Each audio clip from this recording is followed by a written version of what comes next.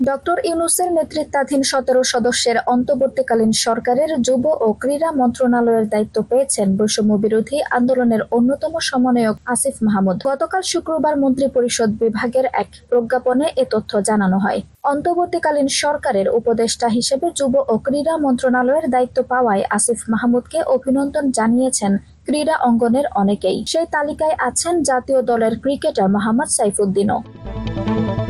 এ pace bowling allrounder সামাজিক যোগাযোগ মাধ্যমে লিখেছেন, অভিনন্দন আসিফ মাহমুদ ভাই, আপনি যেহেতু কুমিল্লার সন্তান, আমি পার্শ্ববর্তী জেলা ফেনীর ছেলে হিসেবে আপনার প্রতি অনুরোধ থাকবে সারা বাংলাদেশের সমস্ত জেলা ক্রীড়া সংস্থার অযোগ্য লোকদের বিদায় করে যারা সত্যিকারের ক্রীড়াবিদ ও ক্রীড়া সংগঠক, দেশকে ভালোবাসে এবং দেশের ক্রীড়া অঙ্গন নিয়ে কাজ করতে চায় এমন লোকদের জায়গা করে দিন। দুর্নীতিমুক্ত ক্রীড়া অঙ্গন এবং সমাজ চাই আমরা। ডক্টর ইউনূস স্যার একটা কথা বলেছিল, গত পরশুদিন সম্ভবত পুরানদের দিয়ে আর কিছু হবে না, কারণ তাদের চিন্তা ভাবনা পুরনো, যোগ করেন তিনি।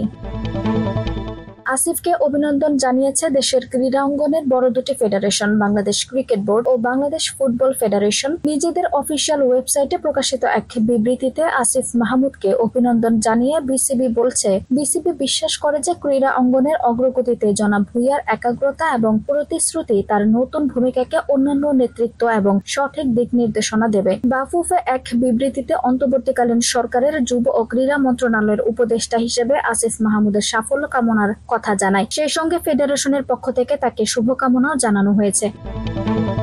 আনসুম হক আরবি, টাইম নিউজ ডেস্ক।